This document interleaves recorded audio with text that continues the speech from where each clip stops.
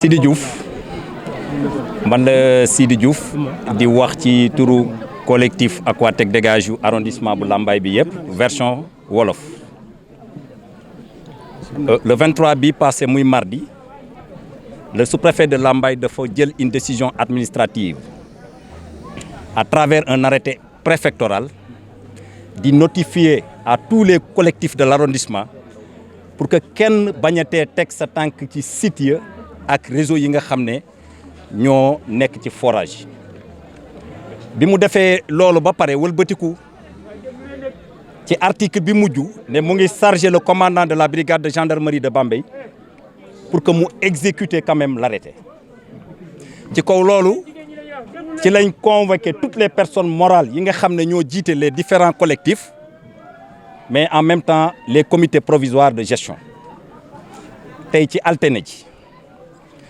malheureusement pour lui fa mu doon fëgg du buntam malheureusement pour lui ñu ngi koy wax ne ko gan du yiwi ay bëy mais nag sous-préfet yiwi na bëy wu rëy wuy weqe dafa xamul dinañ ko xamal ñan mooy waa Lambaye ak kan mooy Lambaye fii ci kaddu gi ñu taxaw kaddu folukaay waaye fi la ñuy follee bis ni que tey jàpp naa ne sous-préfet folleeku na il nous a défié daf ñuy woon dooleem daf ñuy woon cëram waaye ñun taalibe Serigne Touba Cheikhul Khadim lan yaakaar Cheikh Babacar Ndiaye Thiergane Cheikh Aliou Diouf Lambaye ak Serigne Mor Mané Mbaye du ñu accepter mukk ab doxandéem je dis bien ab doxandéem ñoom fii dinu bundu xataal ay sénégalais ay citoyens sénégalais lan à part entière di ay sët di ay talibé di ay doomi Cheikh Babacar Ndiaye Thiergane Cheikh Aliou Diouf ak Serigne Mor Mané ne serait-ce que pour honorer l'histoire de nos ancêtres et de notre localité je pense que intimidation boobu nga xam ne moom la sous-préfet di def ak xoqatal boobu ak provocation bi du jàll fii ci fenn tane bi sous-préfet na yem sous-préfet waa Lambaye nee na nga yem ñun dañu jëlale Aquatech parce que won nañ ko suñu doole te duñu yem ci loolu waaye moom mii kuus lu nag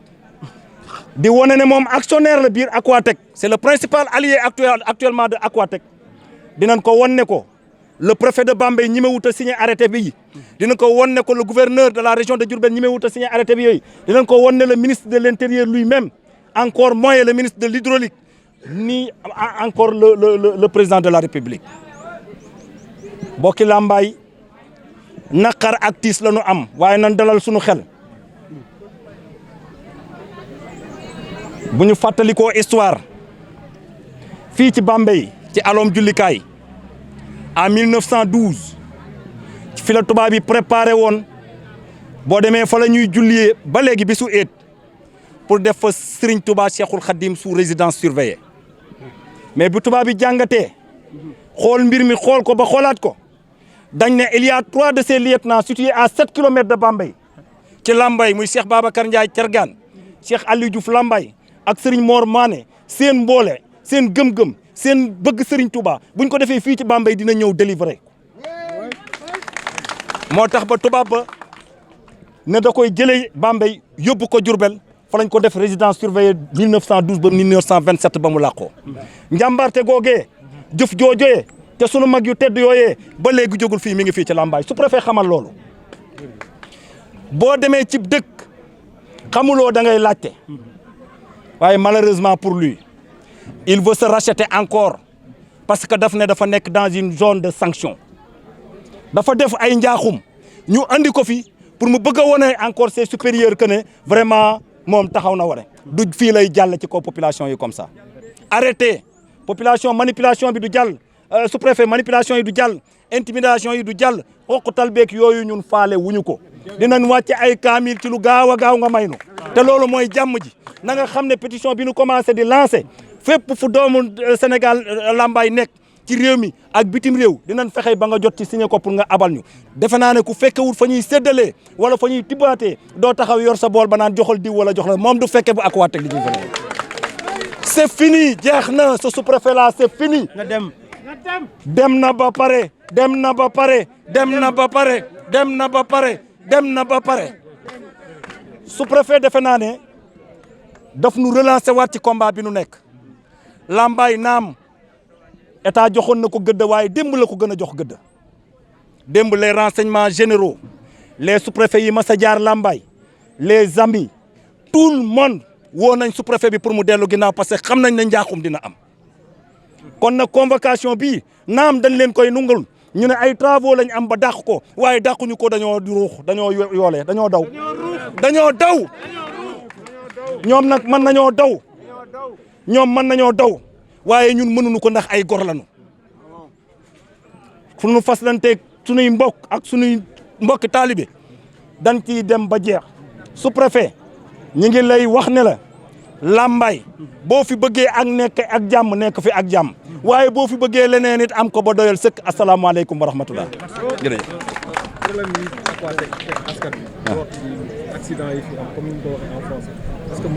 waaw mën naa revenir ci les faits Aquatech dañ ko fi indi état moo ko fi indi pour professionnaliser quand même le secteur de l'hydraulique rurale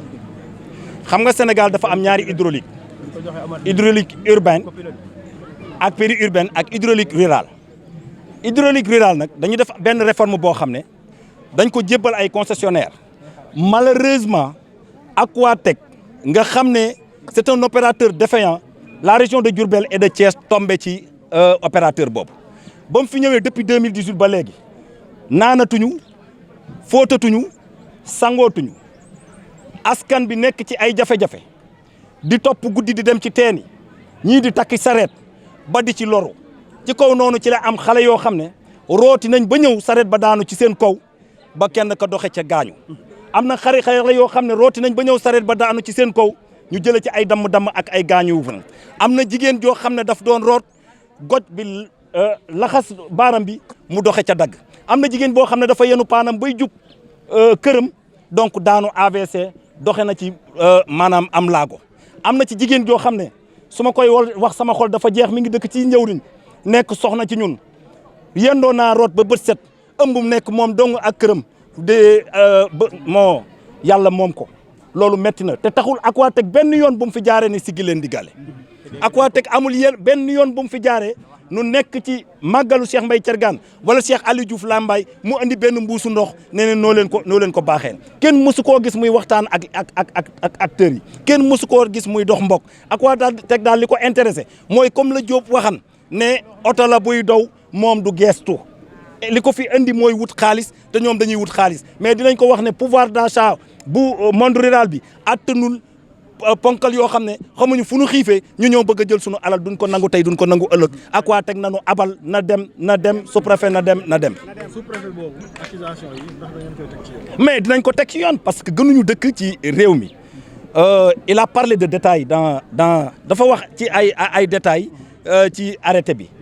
wax na manipulation wax na imposition de fausse facture wax na dénigrement wax na illégalité mais dama jàpp ne loolu ma lépp moom moo nekk ci moom. xam nga li tax un fonctionnaire nga xam ne ton salaire dafay jël en compte toutes les indemnités nga ñëw nekk ci aw kaskan ay béykat ay sàmmkat di naan seenam ndox te doo ko fay moom sous-préfet ba mu fi ñëwee ba léegi mës ta fayam ndox te à côté dafay fay ay facture courant di fay yeneen facture li tax muy refuser di fay am ndox donc defe naa ne manipulation donc ci moom la tàmbalee mooy le principal manipulateur ñi ngi sant ñëpp nag di gërëm ñëpp ba pare di sant ñeneen ñi pour ñu bañ a fay jërëjëf merci la presse